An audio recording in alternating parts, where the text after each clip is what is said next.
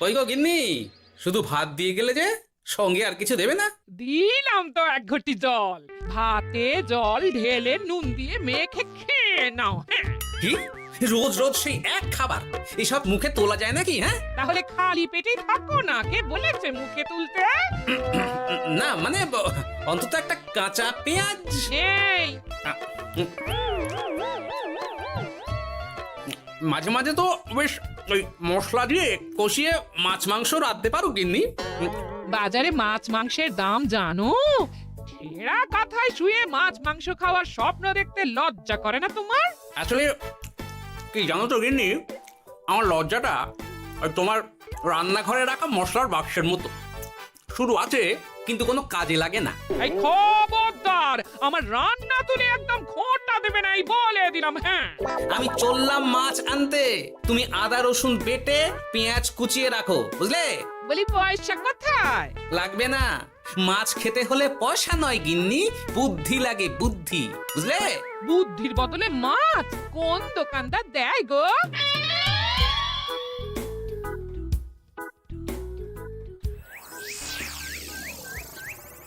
না না না না না, কিছুতেই বুঝে উঠতে পারছি না।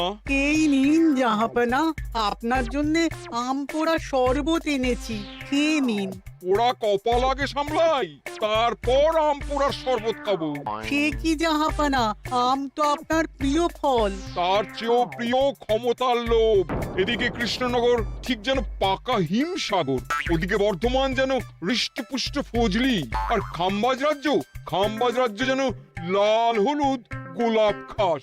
এদের একসঙ্গে খেতে না পারলে আমার ঠিক ভাত হজম হচ্ছে না উজির। হবে হবে, খুব তাড়াতাড়ি এই রাজ্যগুলো আপনার বর্ষতা স্বীকার করবে জাহাপনা। শুধু চাই সঠিক উপায়। কি উপায়? এদের সঙ্গে যুদ্ধে লড়ে আপনি সহজেই রাজ্যগুলো জিতে নিতে পারেন জাহাপনা, কিন্তু তাতে রাজ্যবাসীর ভালোবাসা পাবেন না। রাজ্যবাসীর ভালোবাসা পেতে হলে প্রমাণ করতে হবে তাদের রাজারা অপদার্থ। কি বলছো উজির? আমার তো কিছুই মাথায় ঢুকছে না। আপনি হলেন বাংলার নবাব, আর কথায় আছে না, মাছে ভাতে বাঙালি। বাঙালিকে না বুঝলে বাংলা জিতবেন কিভাবে? আসুন আসুন জাহাপানা, আসুন, আমি আপনাকে বাতলে দিই বাংলা জেতার উপায়। সাব্বাস উজির, তোমার বুদ্ধিটা ঠিক পাকা ল্যাংড়া আমের মতো, না মিষ্টি।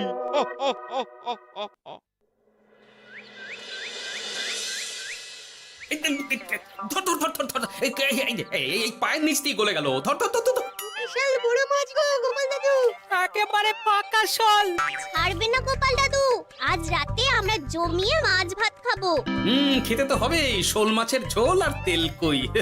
তোদের দিদাকে বড় মুখ করে বলে এসেছি, এই, ধরেছি।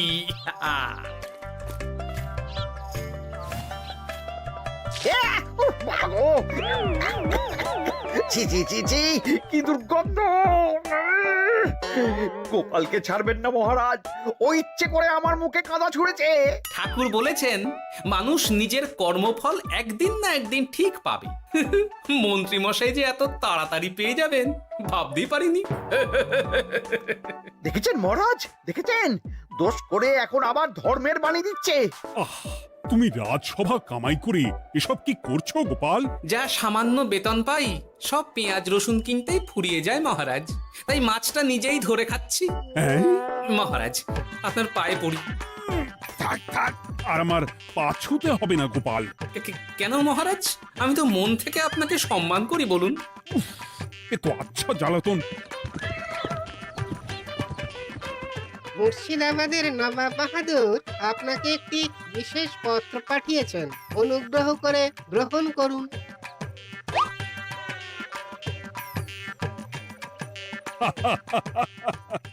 এ তো দারুণ আবদার। যাবো যাবো, আমি অবশ্যই যাব। কোথায় যাবেন মহারাজ? নবাব বাহাদুর লিখেছেন আগামী পরশু তার প্রাসাদে অতিথি হয়ে যেতে, তবে খালি হাতে নয়, সঙ্গে করে একটি জ্যান্ত মাছ নিয়ে যেতে। উপহারে জ্যান্ত মাছ? নবাব বাহাদুরকেও আমার মতন জল দিয়ে নুন ভাত খেতে হচ্ছে নাকি? নবাব হোক বা ফকির, সবার গিন্নি সমান। কিন্তু সঙ্গে করে কি মাছ নিয়ে যাওয়া যায়? ভেটকি, চিতল নাকি কাতলা? আচ্ছা, আগামীকাল রাজসভায় আমি সবার মতামত শুনবো। গোপাল, আগামীকাল ঠিক সময় চলে এসো কিন্তু। আগে যাব মহারাজ, শুধু আমার বেতনটা। ভেবে দেখবো। চল রে, আজ অনেক মাছ পেয়েছি। চল চল চল।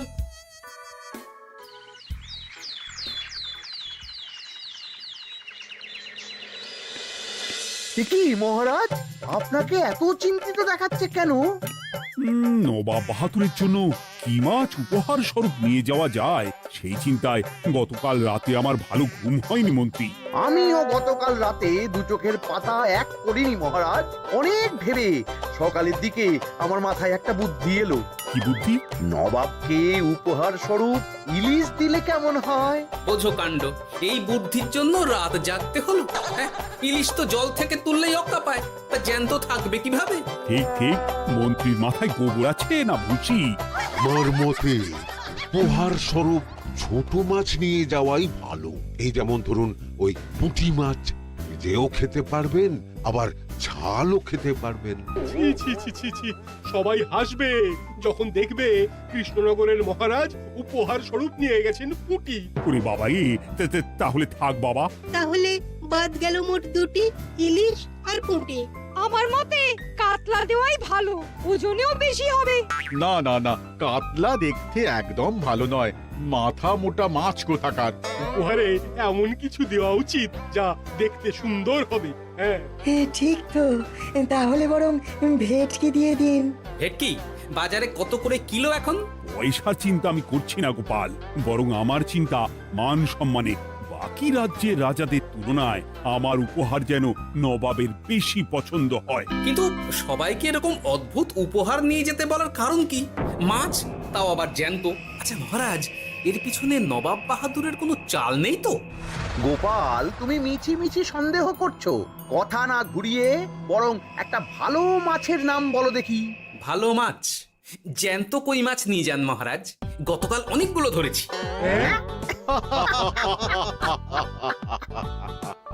কি, এত ভালো ভালো মাছ থাকতে আমি শেষে কই মাছ নিয়ে যাব? তুমি সমাধান না দিয়ে উল্টে মজা করছো গোপাল। দূর হয়ে যাও, দূর হয়ে যাও আমার চোখের সামনে থেকে। আগে ভাড়ামো করার জন্যই তো মাস গেলে বেতন পাই মহারাজ। মানে কি বলতে চাইছো গোপাল? নবাব বাহাদুর কি চান সেটা আমরা সবাই জানি, তাই বলছি মাছের গর্তে হাত ঢোকানোর আগে পরীক্ষা করে নেওয়া উচিত ভেতরে সাপ আছে কিনা।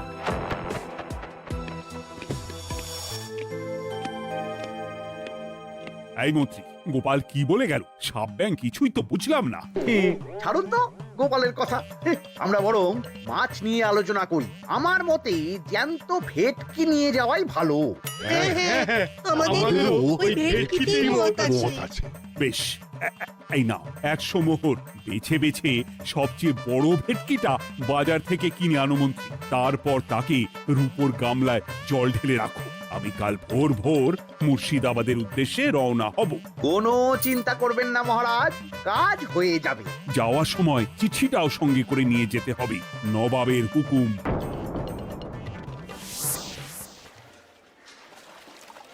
এই দেখুন কেমন খেলা করছে। হ্যাঁ, বাহ বাহ বাহ।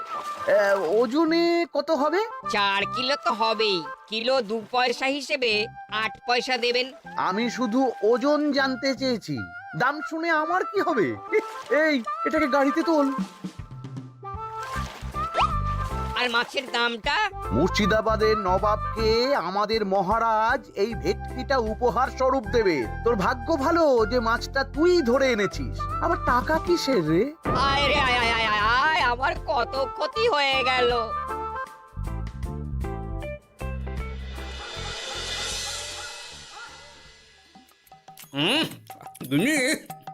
তেল কৌটে যা রেঁধেছ না। বলি বলি আর কটা মাছ আছে গো? আছে তাতে আগামী 7 দিন হয়ে যাবে। হ্যাঁ, তাহলে কাল কই মাছের ঝোল খাবো, পশু খাবো শোল মাছের কালিয়া। ধুর, এসব খেয়ে খেয়ে জিভে চড়া পড়ে গেল। বাজার থেকে একটু ইলিশ ভেটকিও তো আনতে পারো। ইলিশের অনেক দাম গো গিন্নি, আর ভেটকি তো বাজারে প্রায় ওঠেই না। কে বলেছে তোমাকে? শুনলাম মন্ত্রী মশাই নাকি আজ বাজার থেকে সবচেয়ে বড় জ্যান্ত ভেটকিটা নিয়েছেন। তাই নাকি? তার মানে আগামীকাল নিশ্চয়ই মহারাজ ওটা নিয়েই মুর্শিদাবাদ যাবেন। আমার মনটা বড্ড কু ডাকছে গিন্নি। না, এভাবে ছেড়ে দিলে হবে না, একটু পরীক্ষা করে দেখতে হবে। হাজার হোক, এ রাজ্যটা তো আমারও। এত রাতে আবার কোথায় চললে গো? দেখতে গর্তে সাপ আছে না মাছ।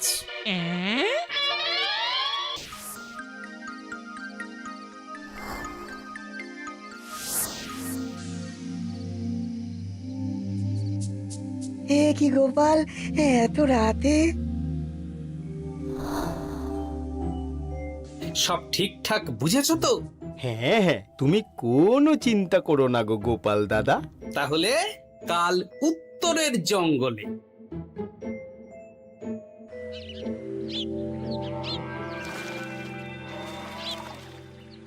ভেটকি মাছটা রূপোর গামলায় রেখে গরুর গাড়িতে তুলে দিয়েছি মহারাজ। আর নবাব বাহাদুরের চিঠিটা?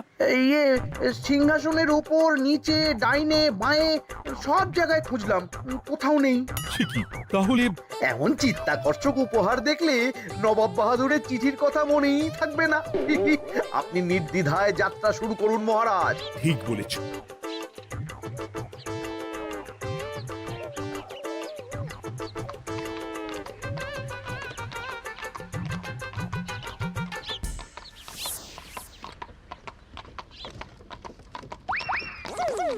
ওই তো মহারাজের রথ এসে গেছে। এই যা যা বলেছি মনে আছে তো? আছে গো আছে।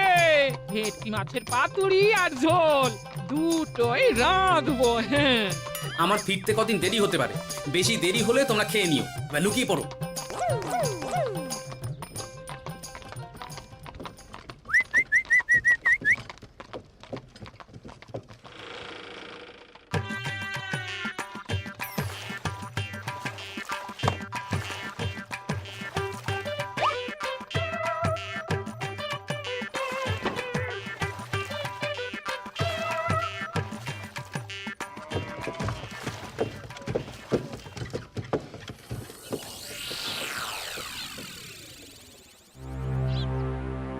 ওই দেখা যায় রথে চেপে সবাই ধীরে ধীরে এদিকেই আসছে জাহাপানা।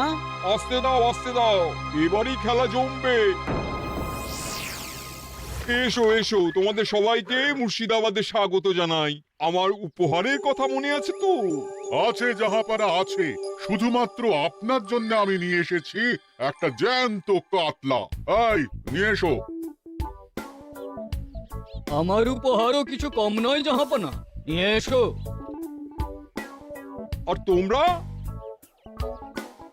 আর কৃষ্ণচন্দ্র, তুমি কি এনেছো? এদের সবার চেয়ে ভালো উপহার এনেছি, যা দেখলে আপনার মন একেবারে আনন্দে নেচে উঠবে। ইচ্ছে করবে এক্ষুনি হয় পাতুরি না হয় ঝোল করে খেয়ে নি। তাই নাকি? হ্যাঁ, খাস নবাব বাহাদুরের জন্য আমার বিশেষ তোফা। কই, নিয়ে এসো। এই তো কই নিয়ে এসেছি মহারাজ। গোপাল, তুমি? ভেটকি কোথায়?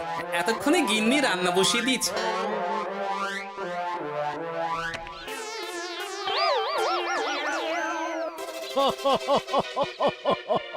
শেষে কিনা কই মাছ? আর কোনো মাছ খুঁজে পেলে না নাকি কৃষ্ণচন্দ্র? ছি ছি ছি, তোমার জন্য লজ্জায় আমার নাক কাটা গেল গোপাল। ফিরে গিয়ে আমি তোমার গর্দান নেব, এই বলে দিলাম।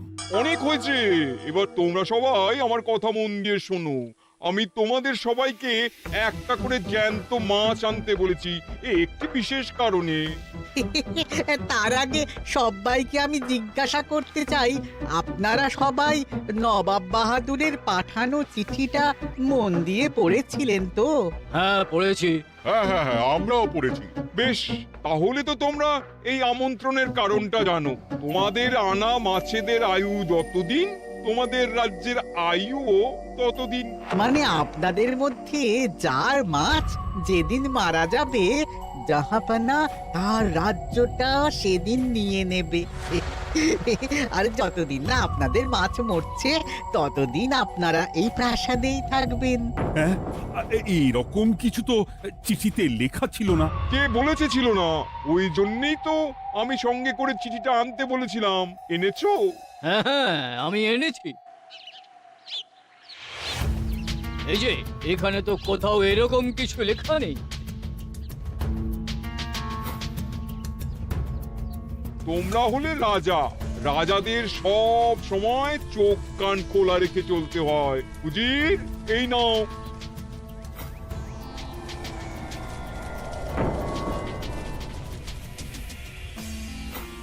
সত্যি তো, চিঠিতে তো এটাই লেখা আছে। আমাদের সঙ্গে প্রতারণা করা হয়েছে। হ্যাঁ হ্যাঁ, আমরা কেউ বুঝিনি চিঠিতে কার চুপি করা আছে। চুপ! বেশি গলা তুলে কথা বললে গলাটা শরীরের ওপরে নাও থাকতে পারে। আজ এই মুহূর্ত থেকে এই খেলাটা শুরু হলো। তোমাদের রাজ্যের আয়ু এখন তোমাদের আনা মাছেদের কাছে।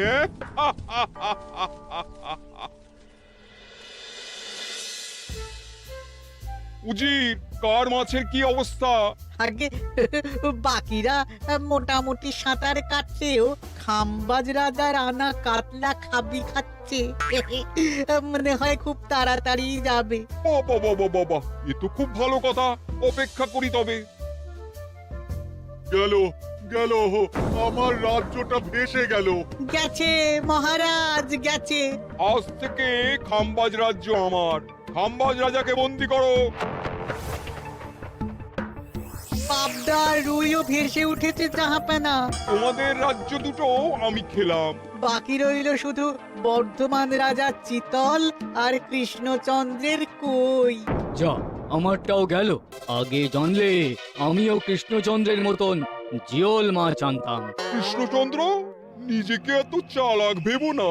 একটু দেরি হলেও একদিন না একদিন তোমার কইও ভেসে উঠবে। ততদিন তুমি আর গোপাল আমার প্রাসাদেই থাকবে, কেমন? এ তো উত্তম প্রস্তাব নবাব বাহাদুর। আপনার প্রাসাদের বিরিয়ানির কোনো তুলনাই নেই। অনেকদিন নুন ভাত খেয়ে আছি, আজ একটু বিরিয়ানি হবে নাকি? পেয়ে যাবে গোপাল। নবাবের প্রাসাদে অতিথিদের যত্নের কোনো ত্রুটি হবে না।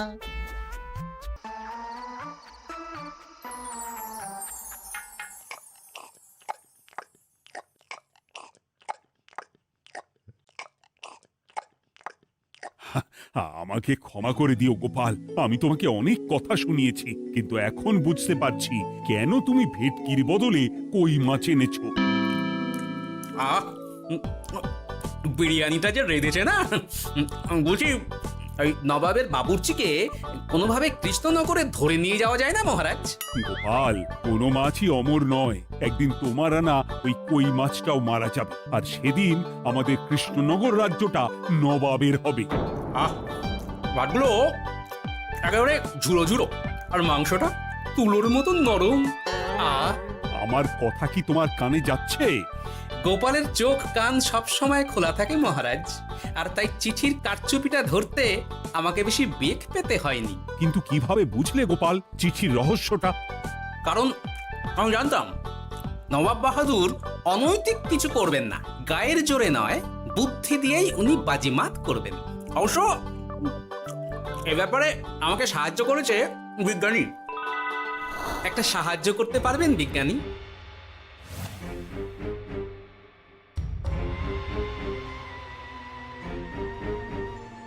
তোমার সন্দেহ একদম ঠিক গোপাল। এই চিঠিতে লেবুর রস দিয়ে লেখা হয়েছে কয়েকটি লাইন, যা শুধু আগুনের তাপেই ফুটে উঠবে। এই নাও। সর্বনাশ! গর্তে মাছ নয়, বিষধর সাপ আছে। এবার কি হবে গোপাল? আগামী 7 দিন পেট ভরে বিরিয়ানি খাবো মহারাজ। ততদিনে ওরা এসে যাবে। কারা আসবে? দেখুন না শুধু।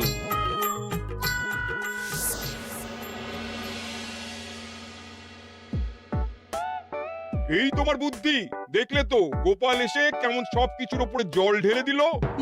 মানে বুঝতে পারিনি যে ওরা ওরা চিঠির কারচুপি সব ধরে ফেলবে। কৃষ্ণচন্দ্রের কই মাছের কি খবর? সেটা কি এখনো জীবিত? আগে আমাদেরও একই প্রশ্ন নবাব বাহাদুর। এভাবে আর কদিন চলবে জানা নেই। কবে যে সব থেকে মুক্তি পাবো। দাঁড়ান জাহাপানা, আমি ছুটে গিয়ে দেখে আসছি মাছটা জীবিত আছে কিনা। তুমি বুনো ওল হলে আমিও বাঘা তেঁতুল। কৃষ্ণচন্দ্র, যতদিন না মাছটা মরছে তোমাকে আমি এখানেই আটকে রাখবো। সর্বনাশ হয়ে গেছে জাহাপানা, দেখবেন আসুন, দেখবেন আসুন। কি হয়েছেটা কি? চলুন না, নিজের চোখেই দেখবেন। সে কি, কই মাছ বাচ্চা দিয়েছে? এটার অপেক্ষাতেই তো ছিলাম। ওরা এসে গেছে মহারাজ, এবার আপনার রাজ্য সুরক্ষিত। মানে নবাব বাহাদুরের কথা অনুযায়ী মাছ মারা গেলে রাজ্য ছাড়তে হবে। এমনিতেই কই মাছের জান শক্ত, এরাও বড় হবে, বাচ্চা দেবে। এইভাবে কই মাছের গুষ্টি মরে শেষ হতে হতে নবাব বাহাদুর আর বেঁচে থাকবেন না। হ্যাঁ নয়, হ্যাঁ। বেছে বেছে ঠিক মা কই মাছটাকে নিয়ে এলে এবার রাজ্যে ফিরি। কি লাভ? সেই তো নুন ভাত খেয়েই থাকতে হবে। না, আমি তোমার বেতন 10 গুণ বাড়িয়ে দেব, আর যাওয়ার সময় নবাবের বাবুর্চিকেও ধরে নিয়ে যাব। আজ থেকে তুমি শুধু বিরিয়ানি খাবে। জয় জয় মহারাজের জয়, জয়